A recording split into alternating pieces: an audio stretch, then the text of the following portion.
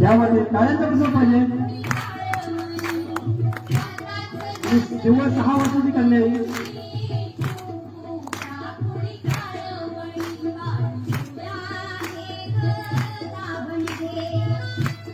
ह्या गीतामध्ये जे काय दाखवलंय यायचं स्टेजवर साईरा सुरसंबची आमची कन्या.